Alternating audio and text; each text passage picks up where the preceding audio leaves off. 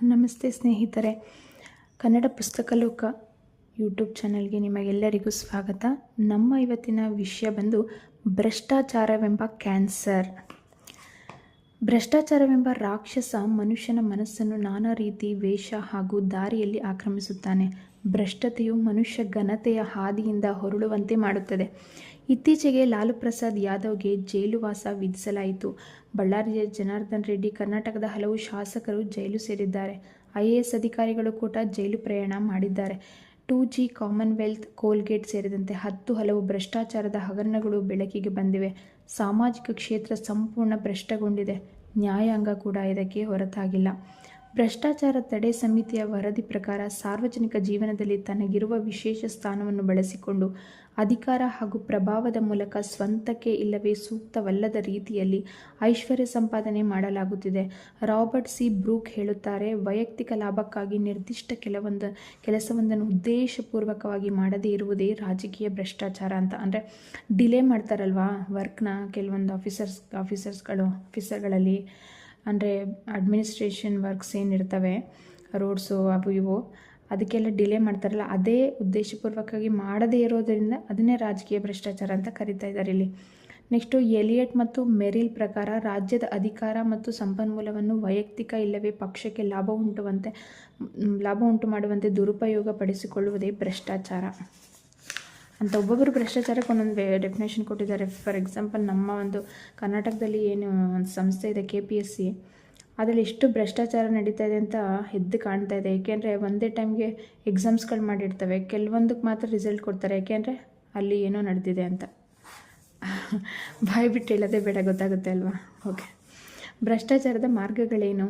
ಭಾರೀ ಉದ್ಯಮ ಹಾಗೂ ರಾಜಕಾರಣಿಗಳ ಕೂಟ ಭ್ರಷ್ಟಾಚಾರದ ದೊಡ್ಡ ಮೂಲ. ಪ್ರಜಾಪ್ರಭುತ್ವ ಅತ್ಯುತ್ತಮ ಆಡಳಿತ ವ್ಯವಸ್ಥೆ ಎಂಬುದು ನಿರ್ವಿವಾದ. ಆದರೆ ಚುನಾವಣೆಯಲ್ಲಿ ಸ್ಪರ್ಧಿಸಲು ಅಪಾರ ಹಣ ಬೇಕಾಗುತ್ತದೆ. ಹೀಗಾಗಿ ಅಭ್ಯರ್ಥಿಗಳು ಉದ್ಯಮಿಗಳ ಬಳಿ ಹಣಕ್ಕಾಗಿ ಕೈಚಾಚುತ್ತಾರೆ. ಒಂದೊಮ್ಮೆ ಆತ ಗೆದ್ದರೆ ಹಣ ಕೊಟ್ಟ ಉದ್ಯಮಿಯ ಕೈವಶವಾಗುತ್ತಾನೆ. ಉದ್ಯಮಿಯ ಕೆಲಸ ಮಾಡಿಕೊಡಬೇಕಾಗುತ್ತದೆ. ಜೊತೆಗೆ ಮುಂದಿನ ಚುನಾವಣೆಗೆ ಹಣ ಹೊಂದಿಸಬೇಕಾಗುತ್ತದೆ. ರಾಜಕೀಯ ಪಕ್ಷಗಳು ಕೂಡ ಚುನಾವಣೆ ಫಂಡ್ಗಾಗಿ ಹಣ ಸಂಗ್ರಹಿಸುತ್ತವೆ. ಇದು ವ್ಯಾಪಕ ಭ್ರಷ್ಟಾಚಾರಕ್ಕೆ ಕಾರಣವಾಗಿದೆ. ಅದನ್ನೇ ಭ್ರಷ್ಟಾಚಾರ ಅನ್ನೋದೊಂದು ದೊಡ್ಡ ತಾಂಡವ ಆಡ್ತಾ ಇದೆ ಇಡೀ ಭೂಮಿ ಮೇಲೆ. ಅದು ಯಾವತ್ತಿಗೂ ನಿಲ್ಲಿಸಲಾಗದ, ತಡೆಯೋಕ್ಕಾಗದೇ ಇರೋಂತಹ ಪ್ರಾಬ್ಲಮ್. ಅದಕ್ಕೆ ಸೊಲ್ಯೂಷನ್ ತುಂಬ ಇದ್ದಾವೆ, ಬಟ್ ಮಾಡೋಕ್ಕಾಗ್ತಾಯಿಲ್ಲ. ಈಗ ಕರ್ನಾಟಕದಲ್ಲಿ ನೋಡೋದಾದರೆ ಎಲೆಕ್ಷನ್ ರಿಸಲ್ಟ್ನ 3 ಡೇಸಲ್ಲಿ ಕೊಡ್ತಾರೆ. ಅಷ್ಟು ಜನ ಓಟ್ ಹಾಕಿರ್ತಾರೆ, ಅಷ್ಟೆಲ್ಲ ಎಲೆಕ್ಷನ್ ರಿಸಲ್ಟ್ನ 3 ಡೇಸಲ್ಲಿ ಕೊಡ್ತಾರೆ.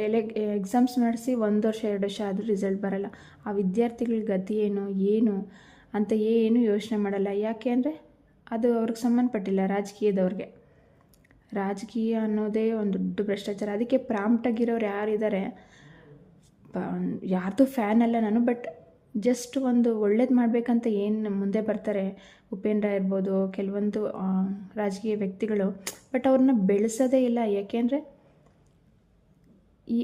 ಅವರಿಂದ ಏನು, ಅವ್ರಿಗೆ ತಕ್ಷಣದ ದುಡ್ಡು ನೋಡಬೇಕು. ತಕ್ಷಣಕ್ಕೆ ಓಟ್ ಹಾಕುವಾಗ ದುಡ್ಡು ಕೊಡ್ತಾರಲ್ಲ, ಅಷ್ಟೇ. ಅವರು ದುಡ್ಡು ಖರ್ಚು ಮಾಡಲ್ಲ. ಯಾಕೆ ಖರ್ಚು ಮಾಡಬೇಕು ಅಂತ ಅವ್ರ ಪಾಲಿಸಿ, ಅವ್ರದ್ದು ಈ ಪ್ರೊಸೀಜರ್ಸ್ ಇರ್ಬೋದು, ಅವ್ರು ಮಾಡಬೇಕಂತಿರೋ ಸ್ಕೀಮ್ಸ್ಗಳಿರ್ಬೋದು, ಎಕ್ಸ್ಟ್ರಾಡಿನರಿಯಾಗಿದ್ದಾವೆ. ಅವರೊಬ್ಬರೇ ಅಂತಲ್ಲ, ತುಂಬ ಜನ ಇದ್ದಾರೆ. ಕೆಲವರು ಬೆಳಕಿಗೆ ಬರ್ತಾಯಿಲ್ಲ, ಕೆಲವರು ಬೆಳಕಿಗೆ ಬಂದಿದ್ದಾರೆ. ಬಟ್ ಅವ್ರನ್ನ ಬೆಳೆಸೋದು ಇಲ್ಲ, ಅವ್ರನ್ನ ಗೆಲ್ಸೋದು ಇಲ್ಲ, ಅವ್ರನ್ನ ಮುಂದಕ್ಕೆ ಲೀಡರಾಗಿ ಒಪ್ಕೊಳ್ಳೋದು ಇಲ್ಲ. ನಮ್ಮ ಸಮಾಜನ ಹಾಗಿದೆ, ನಾವುಗಳು ಹಾಗೆ ಇದ್ದೀವಿ. ವಯಸ್ಸಾಗಿರೋರು ಇವತ್ತು ಅವ್ರ ಮೈಯಲ್ಲೇ ಶಕ್ತಿ ಇರಲ್ಲ, ಅವ್ರಿಗೆ ತಮ್ಮ ದೇಹನೇ ಸರಿಯಾಗಿ ಹ್ಯಾಂಡಲ್ ಮಾಡೋಕ್ಕೆ ಗೊತ್ತಿಲ್ಲದಿರೋರು ಇಡೀ ರಾಜ್ಯನ ಆಡಳಿತಕ್ಕೆ ಕೊಟ್ಬಿಡ್ತೇವೆ, ಆಳೋದಕ್ಕೆ. ಏನಿವೆ ಇರಲಿ ಬಿಡಿ, ಅದು ಮಾತಾಡ್ತಾ ಹೋದರೆ ಎಲ್ಲೋ ಹೋಗ್ಬಿಡುತ್ತೆ.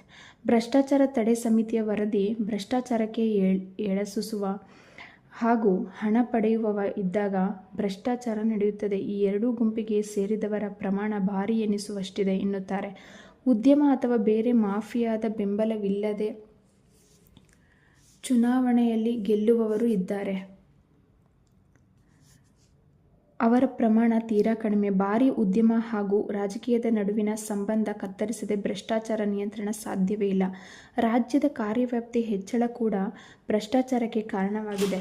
ದಶಕಗಳ ಹಿಂದೆ ಪೊಲೀಸರ ಕಾರ್ಯವ್ಯಾಪ್ತಿ ಕಡಿಮೆ ಇತ್ತು. ಈಗ ಅವರ ಕಾರ್ಯಕ್ಷೇತ್ರ ವಿಸ್ತಾರಗೊಂಡಿದ್ದು ಸಾರ್ವಜನಿಕರ ಜತೆ ಸಂಪರ್ಕ ಹೆಚ್ಚಿದೆ.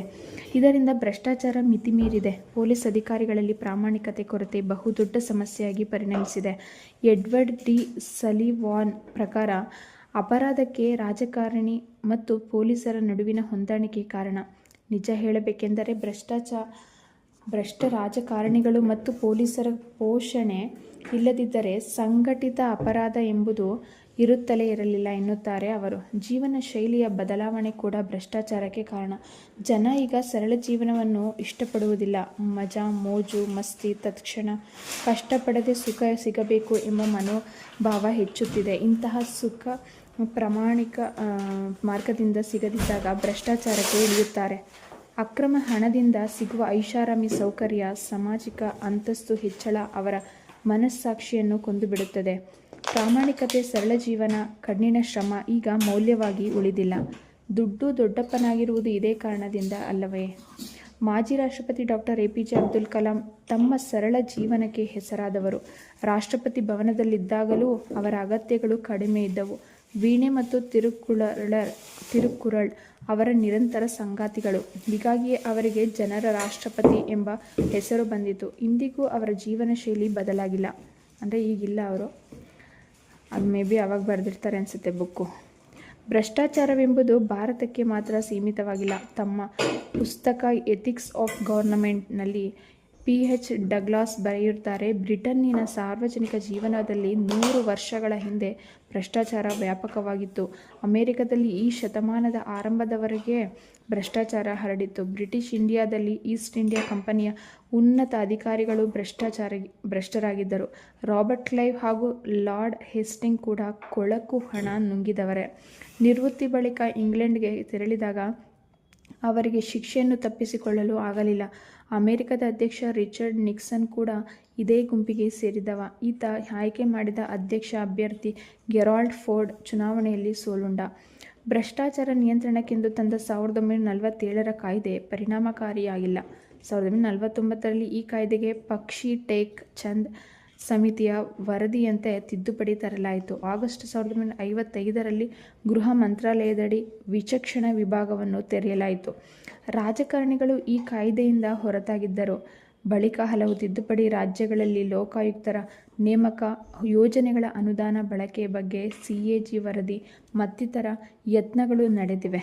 ಅಣ್ಣಾ ಹಜಾರೆಯವರ ಹೋರಾಟದಿಂದ ಲೋಕಪಾಲ ಮಸೂದೆ ಮತ್ತು ಭ್ರಷ್ಟಾಚಾರ ತಡೆ ಮತ್ತೆ ಮುನ್ನೆಲೆಗೆ ಬಂದಿತು. ಇದೆಲ್ಲ ಸರಿ, ಆದರೆ ಭ್ರಷ್ಟಾಚಾರ ನಿಂತಿದೆಯೇ?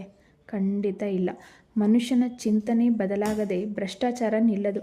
ಆತ ವಿದ್ಯಾವಂತರಾದರೆ ಭ್ರಷ್ಟಾಚಾರ ನಿಲ್ಲುತ್ತದೆ ಎಂಬುದು ಸುಳ್ಳಾಗಿದೆ. ಅಕ್ಷರ ನಮ್ಮ ಅಂಧಕಾರವನ್ನು ತಮಸ್ಸು ತೊಲಗಿಸಬೇಕಿತ್ತು. ಬದಲಿಗೆ ಸ್ವಾರ್ಥ ಹೆಚ್ಚಿದೆ. ನಾವು ಬದಲಾಗದೆ ಜಗತ್ತು ಬದಲಾಗದು ಎಂಬ ಮಾತಿನಂತೆ ಬದಲಾವಣೆ ನಮ್ಮಿಂದಲೇ ಆಗಬೇಕಿದೆ. ಹಣತೆ ಹಚ್ಚುವವರು ನಾವಾಗಿ ಅಂಧಕಾರ ತೊಲಗಿಸುವ ಕಾರ್ಯಕ್ಕೆ ಮುನ್ನುಡಿ ಇಡಬೇಕಿದೆ. ಫ್ರೆಂಡ್ಸ್, ನಿಮಗೇನು ಅನಿಸ್ತು ಭ್ರಷ್ಟಾಚಾರದ ಬಗ್ಗೆ? ಕಮೆಂಟ್ ಬಾಕ್ಸಲ್ಲಿ ತಿಳಿಸಿ. Thank you.